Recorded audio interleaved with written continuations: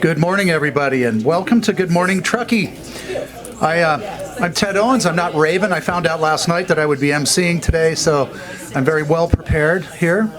I'm a board member with the Chamber and very happy to be here. See how that worked? That was pretty cool. Magic powers. Thank you for coming to our June edition of Good Morning Truckee. And this morning we're going to hear from the town of Truckee on two important topics. First, we will hear from the town of Truckee Public Works Department on town-wide project updates, which will be great because I've observed nothing going on in the town. How about you? And we will also hear from the town of Truckee's mayor, town manager, and community development director on what happens now that the Truckee 2040 general plan has been approved. But first, as we always do, we like to thank our sponsors of Good Morning Truckee. I'll do this very quickly. Our presenting sponsor, Kelly Brothers Painting, Latte sponsors, Town of Truckee, East River PR, Tahoe Forest Health System, Tahoe Mountain Realty, and Porter Simon. Cappuccino sponsors, Pacific Crest Wealth Planning and Mountain Hardware and Sports. Espresso sponsors, Tahoe Truckee Community Foundation, Got Dogs, JK Architecture Engineering, Wild and Rough, Mount Lincoln Construction, Auerbach Engineering Corporation, Dixon Realty, for Truckee Tahoe, and NV5. And along with our media partners, Tahoe Truckee Media, 101.5, KTKE, Truckee Tahoe Radio, Sierra Sun, and of course Moonshine Inc. And we'd like to recognize the committee that puts Good Morning Truckee together. Jessica Penman and the chamber staff of Ruth Garrissey, Melissa Williams, Carolina Pacheco, and Pia Rivas. Also Kelly Cutler, Mayumi Peacock, Ernie Grossman, Gerald Herrick, Tony Lashbrook, Jim Porter, Deb Ryan, myself, Emily Vitus, and Jess Carr. And thank you, of course, to Rory and the team at Tahoe Truckee Media for handling all of the AV. Good morning, Rory. Okay, just want to make sure you were back there in the box. And so let's, as we always do, let's go around the room and introduce ourselves so everybody knows who we are. And why don't we start at the town table here? Tony Lashbrook, Truckee River Watershed Council. Becky Bucar, Town of Truckee, Assistant Public Works Director. Danielle Shamari, Town of Truckee, Community Development Director. I'm Lindsay Romack, Mayor of Truckee. Jen Kellaway, Town Manager. Jennifer Gallagher, JK Architecture Engineering. Anna Graw-Nielsen, Dixon Realty, and Optimist Club. Carissa. Carissa Binkley, Town of Truckee, Economic Development. Katie Benamati, Truckee Sanitary District. June Reeve, Truckee Sanitary District. Amber Burke, Tahoe Truckee Unified School District.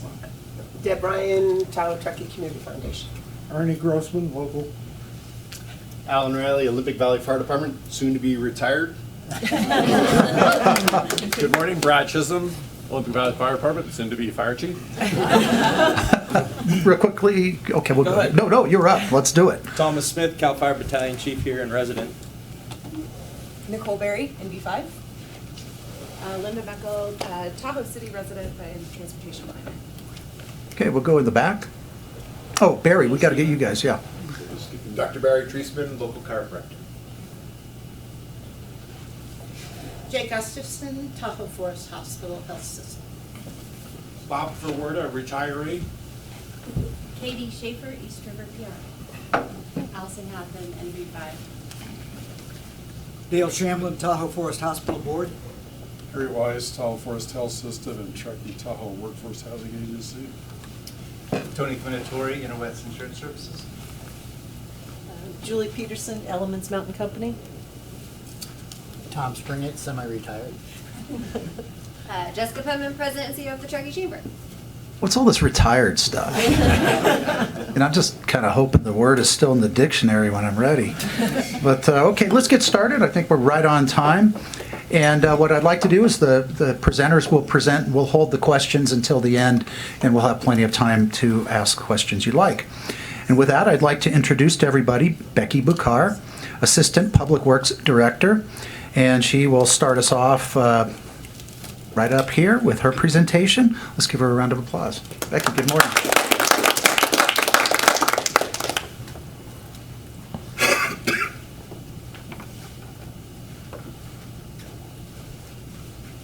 Okay, good morning. Thanks for having me. I'm going to talk a little bit about some of the projects we have going on in the town.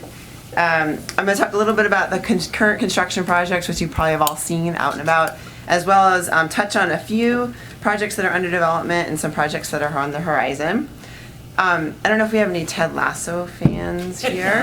Okay, so maybe the yellow piece of paper with the blue writing might, remind you of a little something, but this is actually on my window in my office. It came out of a Y statement development engineering did. It's not our actual official Y statement, but we kind of thought somebody said it, we kind of liked it, like, we build it, you like it. So right now there's a lot of traffic going on. There's definitely some inconveniences, but one of the things that we feel really lucky about in the engineering department is to get to work on these really great projects, and we feel like sometimes we think that in the end they really do benefit the community. We just feel really lucky to have the leadership of the town council that creates these great projects for us to work on. So just wanted to celebrate a little bit of some of our successes. I had our engineering department put together some of the pictures of projects that they were really proud of, so that's what these slides are. Okay, so 2023 construction projects. This is a long list, so I'm going to talk fast. So the Church Street extension and Trout Creek restoration project. This is a project that actually started last year. Q&D was out there restoring the creek. They dug up the creek, realigned it, widened out the banks, created a low flow channel. And the second part of the project, which is going on this year, is to extend Church Street through the rail yard development all the way to Glenshire Drive, and then build a roundabout at Glenshire and Church Street. So there was a new culvert placed over the creek last year as well.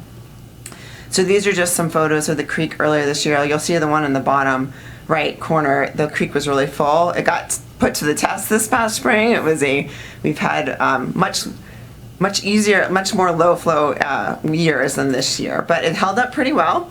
And now they're working on the roundabout, and if you've been out there recently, you'll see that it's starting to form up. This is actually from like a week ago, but there will be traffic delays on Glenshire. We're trying to, while school is in session, we've been trying to limit the hours so they don't start until a little bit later in the day, but they will be maintaining one-way traffic control. Truckee River Legacy Trail, Phase 4A. This is the section of trail that's under construction. It's actually in its second year of construction right now. It's going to connect South River Street and there'll be a connection to a trailhead parking lot. And it will continue along the south side of the river all the way to the Placer and Town of Truckee line. It'll stop short there at the Placer line, and there'll be a future project, which we are calling Phase 4B, which would actually make the connection over the river to West River Street. And it's not until that piece, which hasn't been started yet, is done that we'll have a full legacy trail that goes all the way from Donner Lake to Glenshire. But back to the Phase A project, it's also going to have a connection up to the Cottonwood area, and it's going to have a new connection over the Truckee River with a new bridge over the Truckee River. This is a photo of the connection up to Cottonwood. On the left-hand side, this is just a photo of, they installed the bridge out on this portion, the connection up to Cottonwood. They did it in the middle of, it started hailing on them while they were doing it. It was quite the process, but I have a video at the end that will show you some of that. This is just a exhibit just showing what the new bridge over the Truckee River would look like. It's very similar to a lot of the other bridges that we have out on our trails. The one on the Legacy Trail going up by Glenshire, and then Trout Creek Trail. It's a prefabbed truss bridge. West River Street Skate Project. If you've driven through downtown, you probably noticed this one. It is a project that will build curb, gutter, sidewalk, new improved pedestrian crossings of the road. It's going to reconfigure some of the parking, and it will underground utilities, provide streetscape improvements, lighting.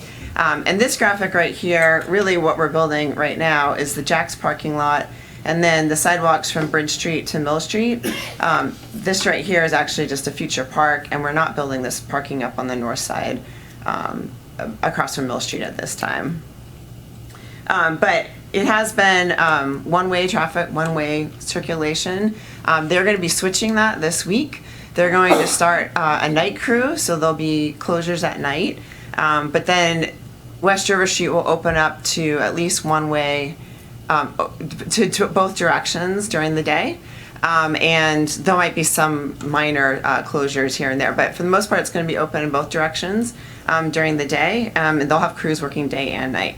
The project is will likely get really close to being done this year. There might be some spillover into next year. There's an incentive for the contractor to get done early, and they're working really hard to do that. This graphic is one that maybe you've seen before, but just sort of shows everything that we're doing in the downtown area. I mean, I've already talked about the trail. This is the Legacy Trail in red, the new bridge over the Truckee River, the West River Streetscape project. We also have a future park, which I'm going to talk about in just a minute, and some traffic signals on Bridge Street, which I'll mention a little bit later. But the point of this is that we've got over $30 million of infrastructure investment going on in this area. And this is just a photo of, or a rendering of what it might look like, West River Street might look like out in front of the Cornerstone Bakery when done. 2023 paving and drainage and trail paving project. The photos here are of Donner Lake on the east end of Donner Lake. We actually were able to accelerate that portion of the work. If you drove out there this spring, there was a lot of potholes. It was kind of a mess. So we got advanced asphalt out there early. They fixed the road. It looks good now. We also, while we were out there, we paved some of the parking along the State Park and the Tahoe Donner Beach Club to try to formalize it, and also will help with erosion as well. This is a map of the paving project. The purple are all the roads that we're planning to pave. We've actually got a lot of these done. We did the one on Donner Pass Road. We've done Soaring Way. Hopefully you got to try out Soaring Way on your way here this morning. Estates Drive. We got most of the big ones done. South Shore still needs to be done, and then a lot of the neighborhood work. The red lines are the trails we're repaving this year, and that's actually the first time that we've had a trail paving project. We've got 22 miles of trails that we maintain, and some of them are actually old enough that we actually have to repave them. So that's what the red lines are. So you'll see some out in Old Green, Gray's Crossing area, and by Pioneer Commerce Center, and part of the Legacy Trail. So for the paving project, we thought about putting a sign like this out, the one that's shown on the left, but we thought maybe it would be better to have like a map online or something so you guys could all check and see the status of things. So this map is available on our website. It sort of shows, the blue lines show the work hasn't been started, the purple indicates it's done, red means it's under construction. I actually took this out last week, so this is a little out of date. There should be some updates here. Some of those reds are now purple.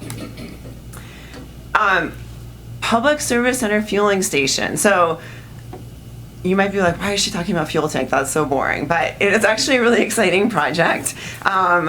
What this project does is it doubles our fuel capacity, or our ability to hold fuel, which allows us to use renewable diesel. So the renewable diesel reduces carbon emissions by about 57%, and we've churned our fleet to use renewable diesel. But the issue is it comes in big loads, and so you have to get a large delivery of renewable diesel when you get it. And so in order to accept it, we have to draw down our tanks, which is a little scary, especially in a winter like we just had. So adding this extra tank allows us to use the renewable diesel, feel confident about it, and also share it with some of our partners. The Truckee Fire Protection District and the PUD are also funding partners on this, and they'll be fueling. They've already started fueling with this tank, so that's exciting. We are also, I think it was Monday, we started doing our recess striping project. So that's where we grind out the center line and put kind of like a heavy duty, it's not really paint, but a thermoplastic in the middle. And that makes the striping last, 5 years instead of 1, because it gets worn off with the snowplow. So that's going on, that's night work. So unless you're out and about at night, you won't really see too many impacts there. And then speaking of striping, we are going to continue our buffered bike lane pilot this year. So I think maybe you might have noticed last year we did some extra striping on Northwoods and Glenshire, where on Northwoods we had more room, so we did 2 white lines with some hatching to separate the travel lane from the bike lane. On Glenshire we just did 2 white lines that were pretty close together, but we got some good feedback on that, and so you're going to see that the double white lines, which takes a little bit away from the travel lane, gives a little bit more to the bicyclists. You'll see that out on our roads, more of our roads this summer. We're going to put some speed feedback radar signs out at the entrances to Glenshire and Tahoe Donner. And then this is not really a construction project, but our e-bike share is getting officially rolled out June 29th. So what that is we've partnered with a vendor, B-Cycle, who's affiliated with Trek Bikes. They are deploying 50 e-bikes, and there's 100 docking stations, so it's a dock system. And the way it works is you download an app, you take a bike out, you can return it to any of the docking stations. So I'm pretty excited about that. If you want to, on your way out, you can look. We've got some of them parked. You can't take them out yet, but they're there if you want to check them out on your way out. And this is a photo of it. Another project that is not under construction quite yet, but we opened bids for, and we hope to award at the next council meeting, is the Truckee Rail Yard Mobility Hub. So this is really like a new transit center for our buses and for the town buses as well as other buses. It's 2 phases, and it's going to be located in the north part of the rail yard balloon track. The first phase is going to build the circulating aisle, the bus bays, transit shelters, some internal walking paths, some landscaping, streetscape, and then a restroom. And then the second phase would come through and do some additional improvements, which would be the parking lot that you see sort of in this area and here, as well as some EV, electric vehicle charging infrastructure, which is actually going to be, we actually got a grant for over $4 million to buy electric vehicles for our transit system, as well as do some of these improvements at this transit center. But back to phase 1, that's about a $3 million construction project, and I think this is actually supposed to say 4.3 million total, sorry about that. And the reason why there's so much additional cost outside of construction is it also includes some land acquisition to do this. So this is one that hopefully you'll start seeing start construction a little bit later this summer. And then again, not a construction project, but figured I'd just throw out there that we still have TART Connect microtransit going on, and we're about to switch from we're doing a full year pilot. It's going to, right now the service is from 6:30 a.m. to 10 p.m. It's about to make the switch into the peak season service, which goes all the way to midnight. So it's free. You just use the app, you call a ride. It's great. We've been getting a lot of great feedback. And it's really increased our overall, not only the use of this system, but seems to be having sort of an overall effect about increasing transit use overall in the town. And then lastly, public art. This is another thing that the engineering department works on through the Public Arts Commission of Truckee. We have got 2 art installations going on this summer. The one on the left they're going to be fish sculptures that are made out of trash that was pulled out of Donner Lake. And they'll be at the boat launch. So we did that in partnership with Clean Up the Lake and the Truckee Donner Rec and Park District. The fish are they're being fabricated right now, and they'll be installed in September, hopefully. And then the one on the right, this is a local artist that is currently working on the fabrication of this piece, and that will be installed in September as well. And this is actually the second round. We went through a whole process with an original artist that was chosen, and it didn't work out. But this one, I'm really excited. It's a local artist, and I can't wait to see it go up. So you might have seen some people working on the wall recently, and they're getting ready to kind of figure out where the art goes and lay it out. So if you saw them, that's what they were doing. So some projects that we have under development, I couldn't list them all, but we've got Reimagine Bridge Street, which is the one that is going to build, well, actually I'll go to the slide. This is putting traffic signals at the downtown intersections on Bridge Street. It's a complicated project. Really, the purpose is not so, it'll improve traffic flow a little bit, but really it just is really a pedestrian improvement project to give people a safe place to cross at those intersections. So that one is probably 2 years out at this point. West River Street Park, that one we hope to put out to bid later this year at the end of the year for construction next year. It's going to regrade that site that's west of Mill Street, which I showed earlier in the graphic. It's going to create a walking path, access to the river, lots of landscaping. It's really going to beautify that site, which is was previously the county courtyard. So that'll be accessible from the bridge that goes over the Truckee River as part of the Legacy Trail as well. We're also working on a Pioneer Trail Extension project, which is a roadway that would connect Pioneer Trail over to Northwoods Boulevard, and then down to Bridge Street. We're in the preliminary design planning phases of that project.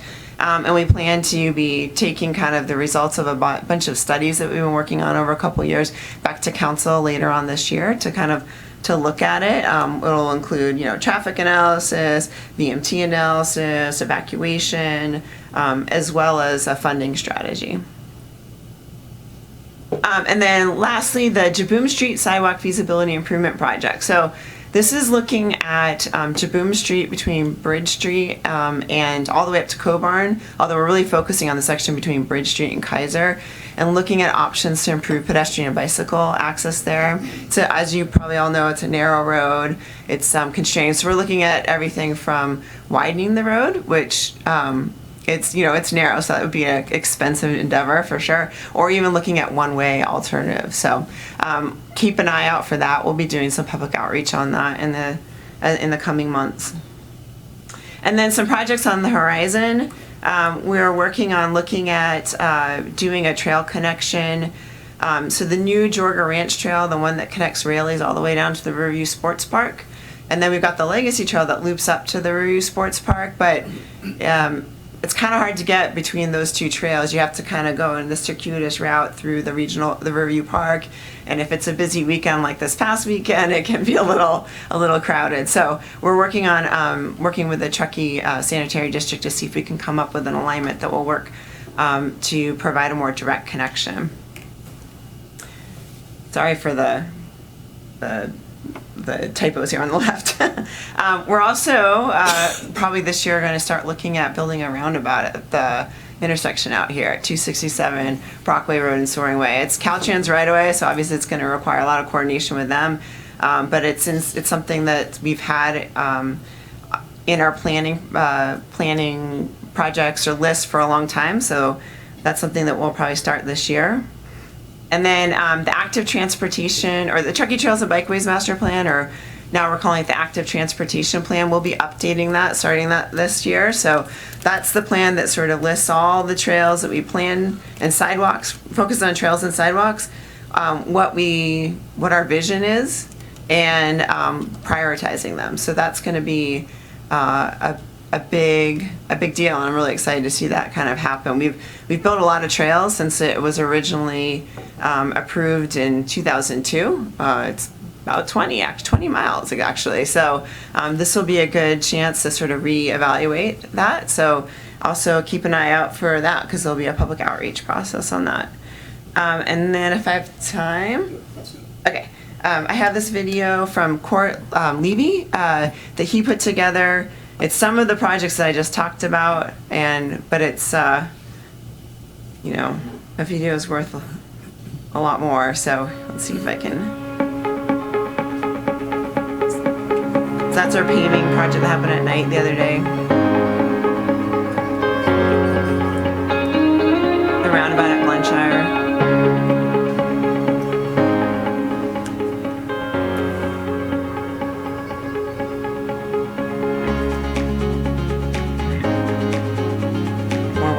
River, and the new culvert over Trout Creek right there. And then again, some more of our paving project.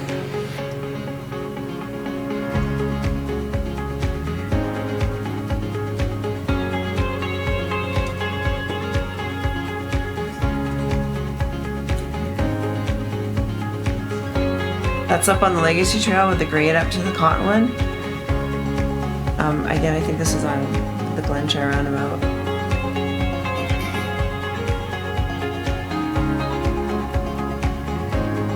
And this is the bridge that got installed last week, so that's them getting it on the truck. And this is at where the future South River Street trailhead, driving it up Brockway, down the trail. They had some hang-ups on the way, but they problem solved. They got this giant crane down there.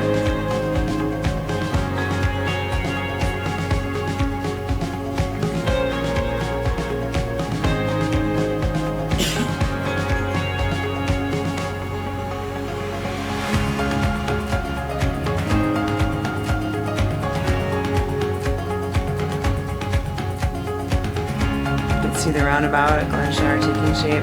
This is when I mentioned they were doing this in the hailstorm.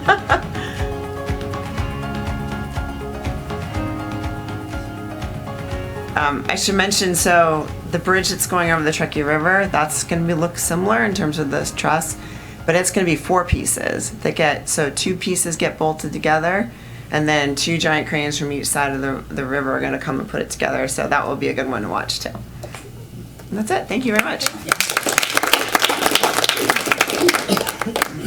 Thank you, Becky Bucard. So you guys have a lot of free time in the engineering department, right? Well, that's impressive work. And now we are going to hear from the Town of Truckee Mayor Lindsay Romack, Truckee Town Manager Jen Calloway, and Community Development Director Danielle Nishimori.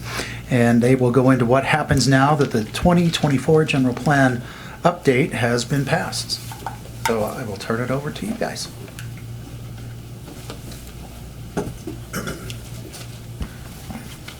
So Becky, is it easy talking about engineering stuff so early in the morning, just like that? You get up at 2 in the morning? Okay. Danielle has changed it up. Morning, everyone. Yeah, we're going to change up the order here, so I'm going to go first. Thanks for having us. Even though we're going to talk about what's coming, we thought it would be helpful to just kind of reflect a little bit on our 2040 process, in part because it was 5 years worth of work, and although sitting through Becky's presentation, I almost wanted to be an engineer for a moment there. Planning a lot of times is behind the scenes until you get into these comprehensive long-term visioning processes like a general plan. So it is a good time to sit and reflect on who we are as a community and what our expectations are for the next 20 years. You only update your general plan hopefully every 10 to 15 years because it is a pretty comprehensive process.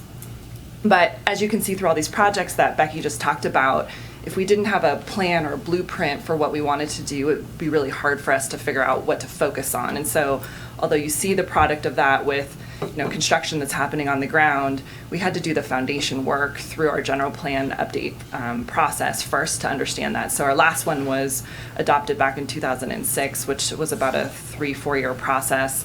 This one was a little longer, I think, in part because of COVID, and also because the community just had different things to look at over time. So we have on the screen here, the vision. The vision didn't change that much from our 2025 general plan. It really just shows the fact that community is still the foundation of who we are, that we really work together. We still value our historic downtown. We're welcoming. We did add the word inclusive this time to kind of reflect that things are changing, and also to address that really we're just growing as a community. On the other side of the screen, you can see sort of what got adopted into the 2040 general plan, which are a series of chapters. They're called elements that cover a variety of topics, because that's sort of the nature of what these plans are, is to be all inclusive and encompass everything. So what does that look like? Again, 5 years, there's a lot of stuff that happens in 5 years when you're talking about a general plan, between workshops, council meetings. We also had a general plan advisory committee that originally we thought maybe they would meet 8 times over the course of about a year, and that grew to about 19 meetings with a facilitator to grapple with just a variety of issues in the community, mostly centered around growth, in part because I think people felt the strain of COVID and sort of the change that was happening in the community, but then also looking forward to if we're going to allow for change to happen, what should that look like? And at what pace do we want to see that happen? In the very beginning of the process, the planners went through this exhaustive effort to look at the 2025 general plan and figure out what we had already accomplished, so a lot of things had already been done, and then also to look at what we needed to add in that was missing. So some pretty significant differences that you'll see between the two plans. We didn't have a climate action plan element in our 2025 general plan. We didn't really address wildfire and evacuation, and we didn't have a lot of wording in there really about sustainability or just housing in general. We have a housing element, which we didn't modify with this version because we had already done that, but we didn't have it sort of wrapped into our other elements. So it really just gave us an opportunity to pull back and kind of look at what had happened in the community and what our growth needs are for the future, what our conservation needs are for the future, and then be able to wrap that together, which resulted in 154 new policies. So these are the things that our decision makers will use to make decisions, and then 175 new actions. So those are what we see physically happen with the staff work that goes on. So we've got everything from transportation work to work that the engineers do.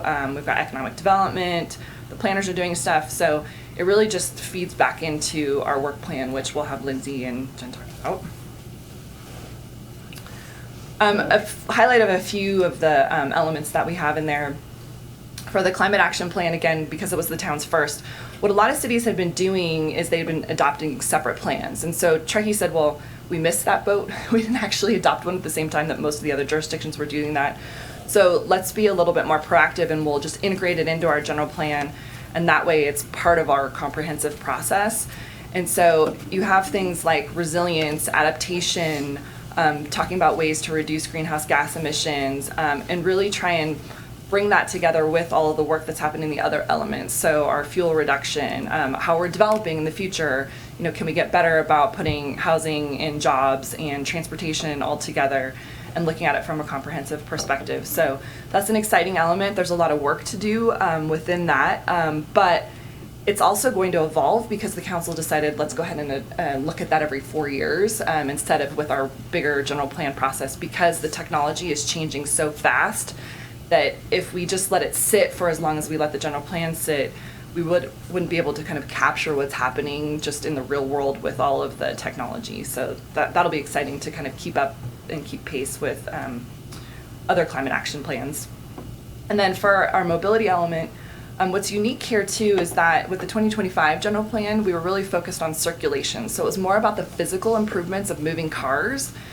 And it's very different now in that mobility is all modes of travel, and it's really talking about connectivity and getting people from where they want to go to where they want to be, but with all modes of transportation. And so there's a fundamental difference, I think, between those two elements. And some of the key things that you'll see in this new general plan are talking about like a comprehensive transit plan, which we were already working on, but the fact that we're highlighting it in our general plan just again shows that we're really shifting our mindset to kind of get to that point where we can have more people in town without cars and being able to rely on the way that we've built the community as a way to get around versus just having our cars get us around. Our safety and noise element, so this is also, like I said, another area where we were really trying to reflect what's going on in the community with the rapid increase of wildfire threat, and just being able to take a closer look at what we're doing with our construction. And so with this particular element, we have new things to look at, like an evacuation plan. We're talking about when we have new construction come in, how do we make those developments fire safe? How do we go back in and look at all of our landscaping that we've done? I think we've learned quite a few things, that we had some pretty robust landscaping standards, but from a fire safety standpoint, it was too much. And so we have an action to go back in and actually revisit, are we using fire resistant, different types of landscaping materials? Are we really preparing our homes to be fire safe? And so that includes an opportunity to get existing homes kind of brought up to speed to changing out materials that would be better for wildfire preparedness. And this is just kind of the same thing, looking at our response. So there's a lot more coordination and just emphasis on us as a community within a larger community to work together than we had in the 2025 general plan. And it's not that we weren't aware of this being an issue, it's just, again, because there's just been an evolution in what's been happening with fire, as we all know, that we wanted to make sure that we're part of that solution. So those are just a few highlights. I didn't have a slide for this, but we also have other things like working on housing. We're also going to update our housing element in the next couple of years because we're on an 8-year cycle for that one to have to keep up. So there'll be a lot of things that come out of this general plan that feed into the work plan that really do have greater community impact. So yes, it was 5 years. Now we have a plan that's adopted. We're going to use that as our tool to move forward for what's next. Thanks. All you, Lindsay.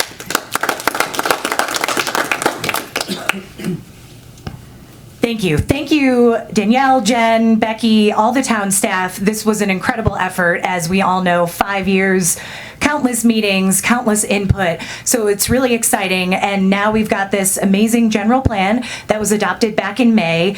And hopefully you've all read it. You know, it's a few hundred pages. There's going to be a quiz after our presentation. So hopefully you have it memorized. But a lot of the questions we got, you know, as we were getting to the end of this process is, what's next? How are you going to figure out what to do?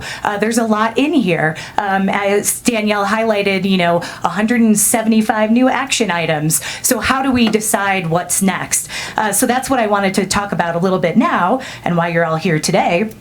So how we determine what's next. We have two aspects of this. First, we have our council strategic priorities, and up on the slides you can see our 5 identified priorities. If you were here at our 30th anniversary celebration 2 months ago, I think that was, I showed these then and I said they were in draft form. They are still in draft form today, but they are coming back to council next week. Hopefully we will approve them. I'm sure we will. And this was put together with discussion among council, community members, and really the overarching strategic priorities for our 2-year work plan. So the 2-year work plan is something that Jen started when she came to the town. We're just finishing up our first 2-year work plan, and we will also be approving our 2-year work plan at our council meeting next week. So these strategic priorities guide that work plan, and then within that work plan is where you find a lot of our action items that Danielle spoke to. And so that's where we looked to the general plan and looked, if you, again, hopefully you all read it, there's short-term, midterm, and long-term items in there for our action items. But even if we just took out the short-term items, that would be way too much to accomplish in the next 2 years. So we had to go in and prioritize which are those short-term items to do first. And there are action items under each of these categories. And I know you can all read them, but I am going to highlight a few. And we'll start, I feel like I always start with infrastructure. So we're going to start with environmental sustainability today.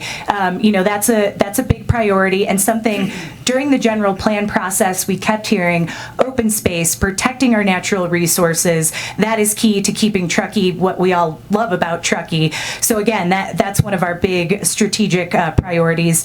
Communication and public outreach. Another thing we heard a lot during the general plan process is, are you including everyone? Danielle spoke to, we now added the word inclusive in our vision because we want to ensure that we're getting out and talking to more than just the folks who show up to Good Morning Truckee, which we love you, but we know there's many other people out there as well. So in our general plan, you know, highlighted some other groups like youth, our seniors, low income, non-native English speakers. So really working at how do we do more with everyone. Then infrastructure and community connectivity. Becky already highlighted a lot of the amazing things we're working on infrastructure-wise. And then workforce housing. You know, that's one of the biggest issues facing Truckee right now. How do we ensure our workforce can live here? So continue to look at the development of workforce housing. And then emergency preparedness. Again, this was an element of our general plan that we really focused on this time and added a lot to, because we know that is so key as, you know, working with our partners as well as our community to be doing what we need to do. So what we did is we have these strategic priorities and then we have our work plan. And in that work plan, there's about 70, a little over 70 action items from the general plan that we're putting in our 2-year work plan. So it's really ambitious. Staff's going to be working really hard, and we thank them for that.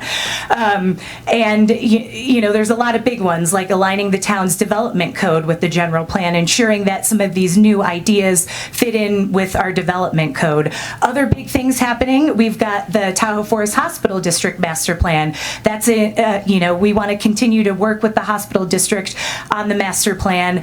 And then another thing that I wanted to highlight today is river revitalization. And we have a steering committee, which Jen's going to talk to more, and a cool acronym for it, so I won't take her thunder. But really excited about this action item. There was a lot of action items in the general plan about river revitalization, and so that we're doing this broad look at it. So let's get into that a little bit more.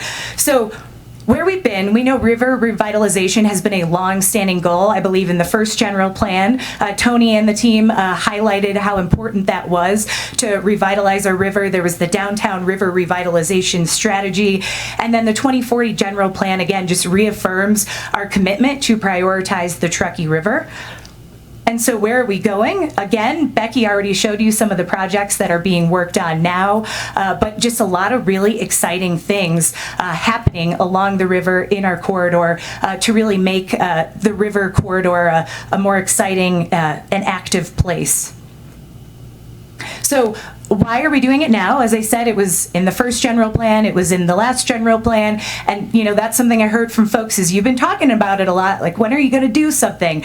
So excited that we're going to be doing something. Again, as Becky talked about, approximately $40 million is being invested in capital projects in the area, and then just the commitment from the community. This is something we overwhelmingly heard from folks during the general plan process about excited to be doing something.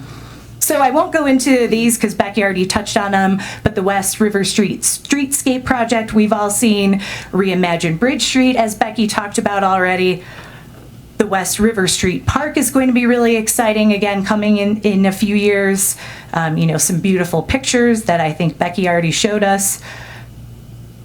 And Legacy Trail, again, that ties into so many aspects of our general plan of, infrastructure, community connectivity, getting people out of their vehicles and our mobility element. So it's really exciting to see that bridge go in. And with that, I will hand it off to Jen with a little more details on our vision for the future.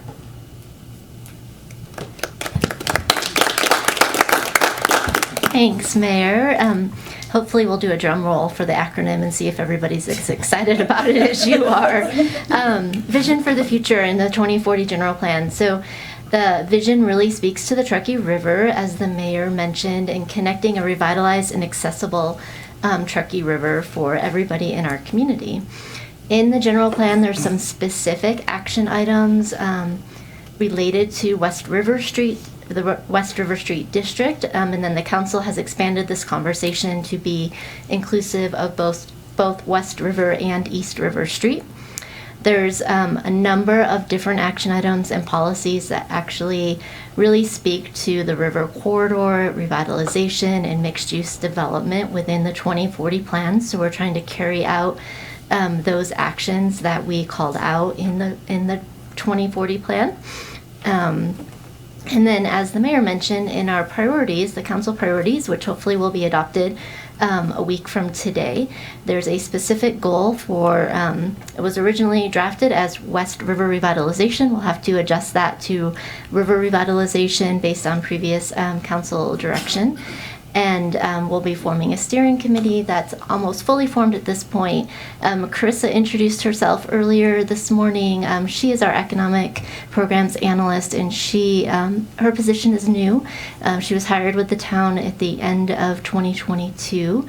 And part of her job is to liaise with the business community and the chamber, TDMA, but also to serve as the staff lead on this work effort and the revitalization committee. We've included a capital budget in our proposed 2023-24 operating budget. This is recognizing that we think we'll have to acquire some land to help with relocation of industrial uses off the river. Sorry, it's a little early for me. And then we are planning to hire a consultant, an urban planner or planning group to come in and help work with the committee and really form what the vision is for the whole corridor. And then we also have some money appropriated to develop incentives, because we know that people aren't just going to want to move off the river because we ask them to. We'll need to develop an incentive program to really incentivize people relocating. So the steering committee, why do we need a committee? This is a pretty big work effort, as you can imagine. It's a lot of conversation, a lot of planning. We have asked that this be a Brown Act committee. What that means is agendas are posted. We welcome the community, if you're not on the steering committee, to come listen to the committee meetings, participate, give your feedback in the process. The committee will ultimately be making a recommendation to the town council on what the vision should be, maybe where the receiver sites are, what incentive programs could be. So we need to identify potential receiver sites, develop the vision for all of the river corridor, and explore potential costs and development incentives. We need to identify business owners and property owners, and then hire a consultant. So those are the first two tasks that we'll be asking the committee to take on. We'll be separating into two subcommittees and dividing that work up so we can hopefully move forward a little bit more efficiently. These are the committee members that we've identified so far. We have 2 property owners, 2 business owners, TDMA, Jessica will be representing for the Chamber of Commerce, 2 members at large, 3 potential receiver sites. Those include the TDPUD, TTSA, and the Airport District. Representation from Mountain Area Preservation. Joan Jones will be representing as a builder developer and also was the CAT representative, and then Mayor Romack and Councilmember Zabriskie for the Town Council. So we are excited to work with all of our partners on this project. Again, it's a huge undertaking. It'll be many years before this really comes to fruition, but we think the time is right now with all of the investment that's happening down in the commercial row and down on West River at the moment. So we're happy to answer any questions if you like, but that's all we have for you today.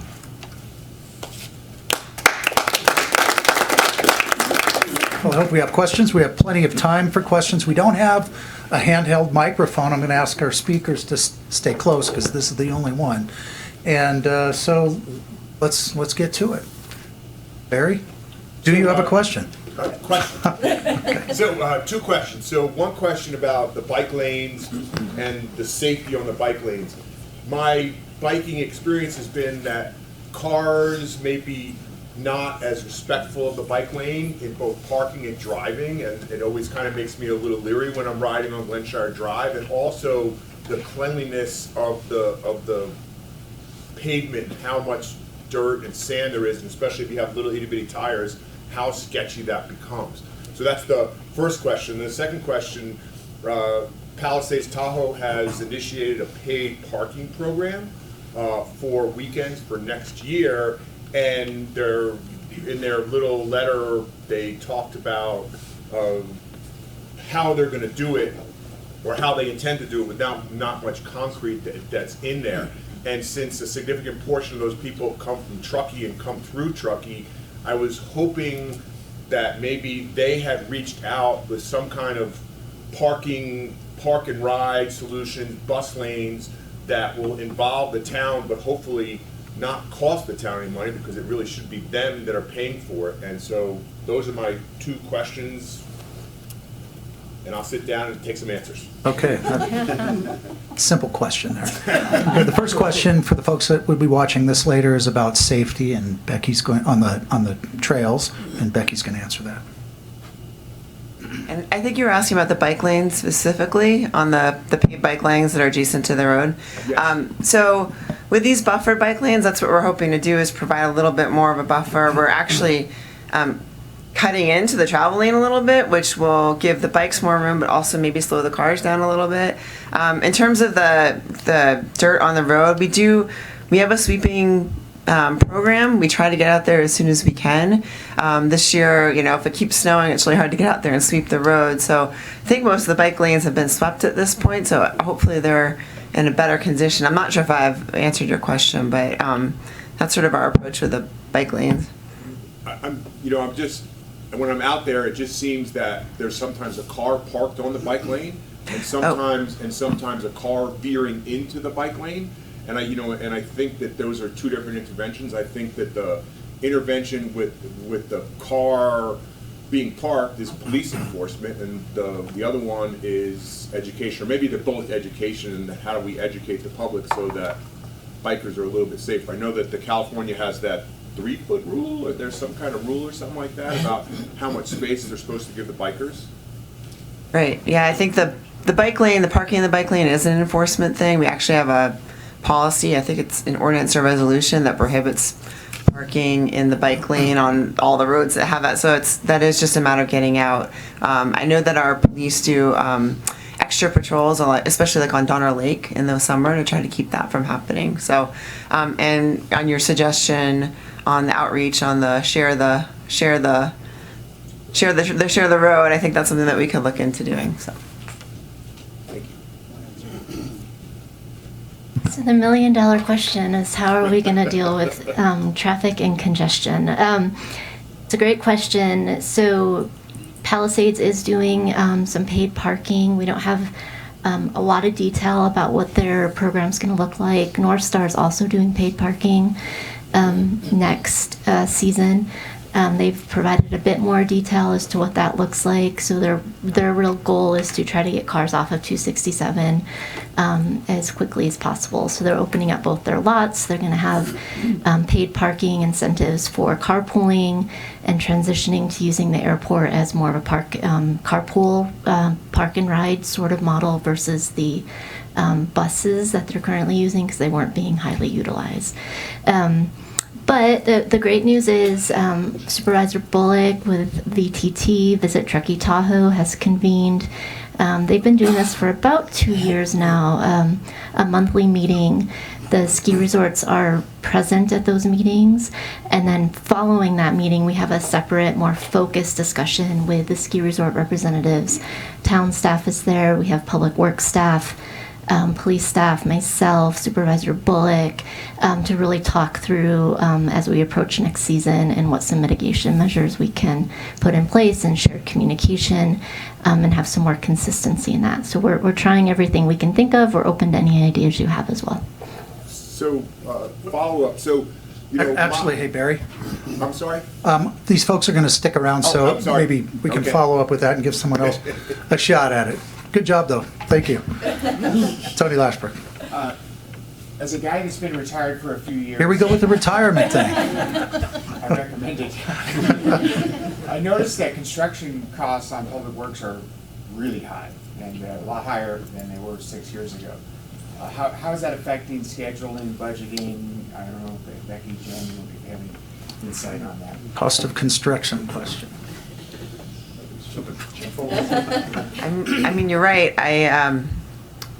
It's a little bit all over the place right now. I mean, they're always going to go up, right? So we do our best. The bid that we just opened last week, the construction cost came in higher than we expected. The West River Street project actually came in a little bit lower than we expected, but it's sort of a hit or miss.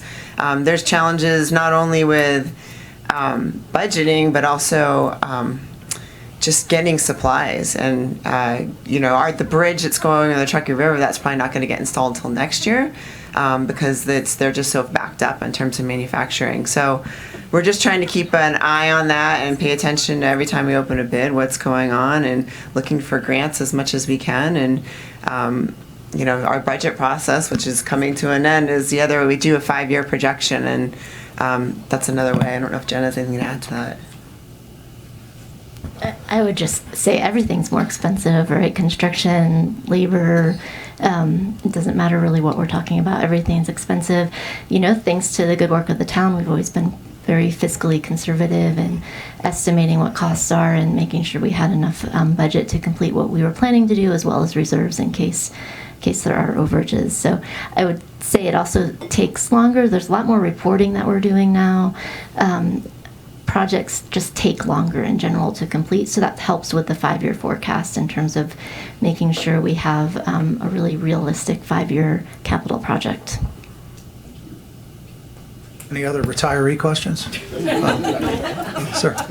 Good morning, Brad Chisholm again. I'll take off my fire department hat and put on my local resident hat, which I've been for a long time. I heard you mention a lot of things that are dictating your direction. But one thing I didn't hear was maybe noise pollution that we're witnessing in the area, specifically kind of more in the commercial row area, that Bridge Street area. And a lot of towns our size, a lot of communities across the country are really moving away from the railroad crossings that we traditionally have and the whistles that the trains use all throughout the hours. There's more and more train traffic that we've seen since they've expanded the corridor going over the summit, and they have more trains coming through here that they used to have over Feather River. And there's so many studies now that show the like sleep patterns and how important it is to quality of your life and mental health and physical health and productivity and all that. And I was wondering if it sounds like this reimagined Bridge Street is still a couple years out, if there's any chance of maybe considering working with the railroad and getting some of those new safeguards in there that move away from those loud noises and to more just user-friendly, sleeper-friendly type of approach. Okay, so there's a question around noise and working with the railroad, which is like negotiating with a foreign nation, right? Well, there's a lot of communities, like Flagstaff, for example, is one that it's optional. The community can dictate to the railroad that they want to move in this direction, and it's not a granted right that the railroad has. So, just your thoughts. Yeah, that we're doing what we can on that. The Reimagined Bridge Street project, we're actually adding some additional controls that is going to allow us to apply for what they call a quiet zone.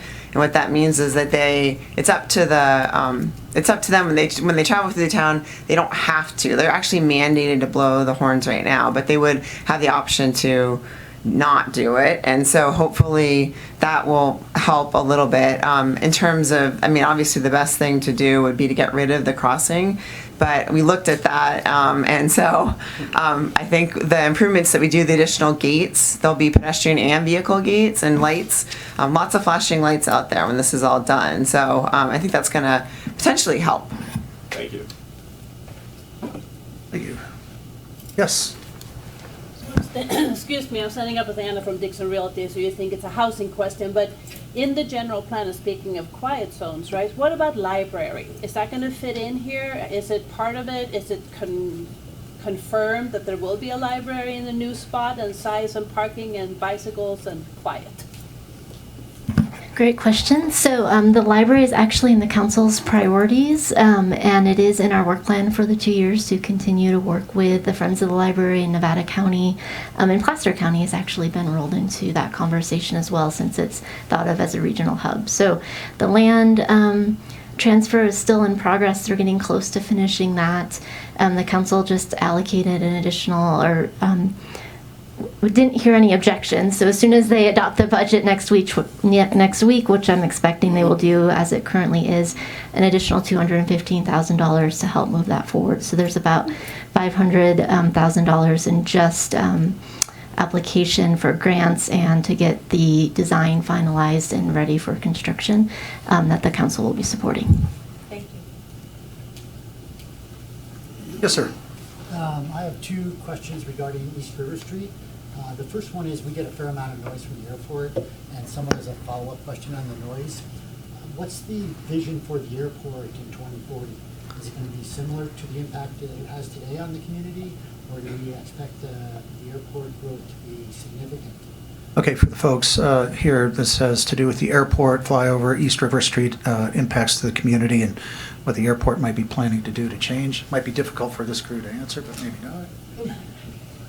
Yeah, I mean, the airport is separate from the town, and so when we were working on the 2040 general plan, most of our policies and actions are about coordination and communication.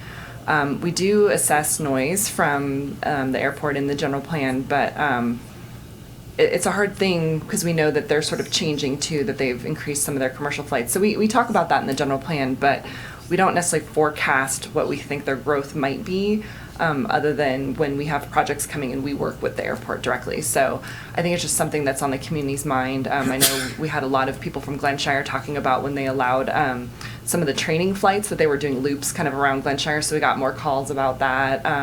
They do skydiving. So they're changing some of their operations, and I think it's just something for us to keep in our coordination efforts to see what's happening with them. Yeah, they're separate from the town, but obviously they impact the town. They do, yeah, and I think they want to be a good community partner. So a lot of it for them is educating their pilots about times that they're flying, things like that. So I know that that's something that they work on directly, and it's really just more of a coordination effort on our part to understand what they're working on and how they're doing their outreach, and if we can support them. Could I have one other question on East River Street? Are there any plans for the end of East River Street? Right now it kind of ends at the pedestrian bridge, which goes to the Legacy Trail. Is that going to change? There's a lot of people using it.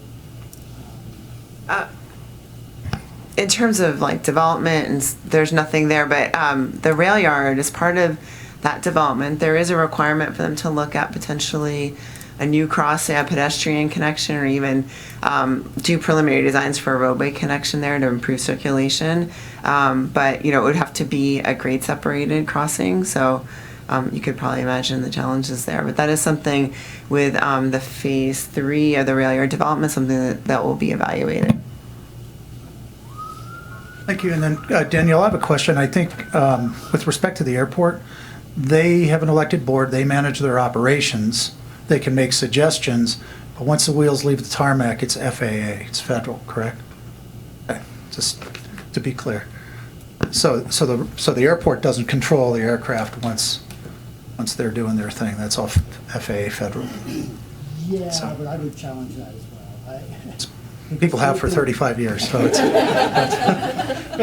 we can do I mean, it. there are communities that have taken control of the airport because the airport was not responsive to the town. We'll talk to you offline. Anybody else? Questions? June? Yeah, I was just wanted to bring up with the increased use of e-bikes and the young kids that have those now. Is there going to be more education for, I'm just worried that there's going to be an accident. You see a lot of them not wearing helmets. They're speeding down the streets. There's 2 of them on bikes. I feel like there's no law for them as far as their safety. Even on the bike trails, there's not really any signs for maybe even having a speed limit for e-bikes. I feel like as a runner and mountain biker, I feel like I've often almost been run over by e-bikes on the Legacy Trail. So I'm really kind of concerned for the kids and the traffic, and is there something that the town can do to advertise that more as a safety thing? Okay. The questions around e-bikes, use of e-bikes, and safety, I think it's a very timely question, if I'm not mistaken. I don't know who wants to. First. Yes, we've definitely heard from the community about this. So I know our police chief presented at our last council meeting or the council meeting before that. They're looking at updating some of the ordinances related to trail usages and e-bikes and speeds and things like that to be able to better enforce.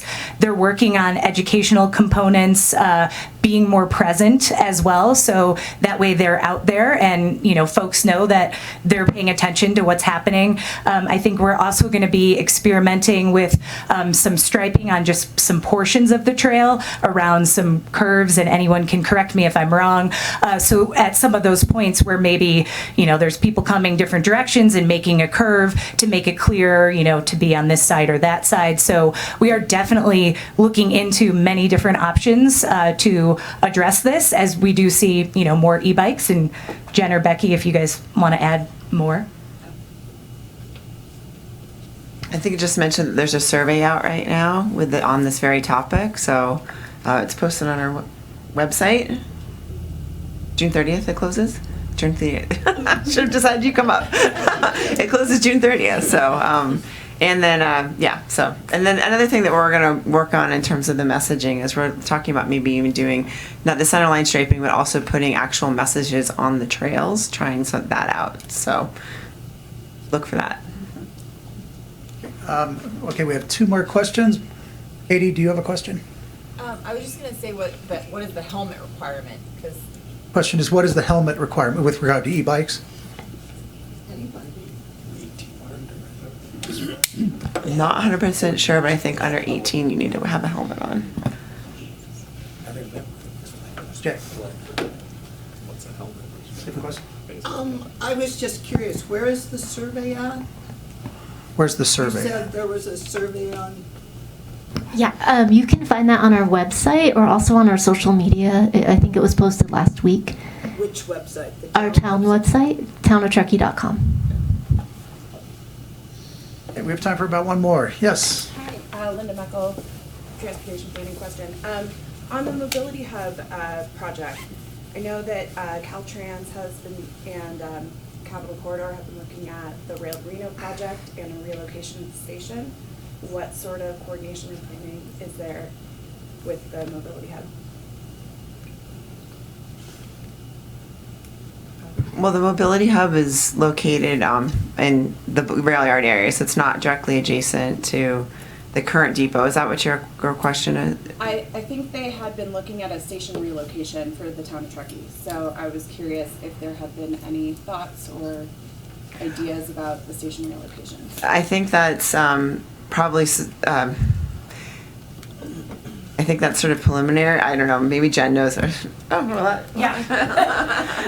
So yes, I know there's been a lot of work with Caltrans and Capitol Corridor. There's been a few meetings. We held the first one here at Town Hall with town staff, Placer County, TRPA, a bunch of different organizations with acronyms, looking at, expanding rail service, between Sacramento and Reno. There's a lot of aspects to it. The one piece they were looking at was first mile, last mile, and they were doing surveys around that. So it wasn't specifically on relocating the train station, but once people get off at the train station, how do they go from there?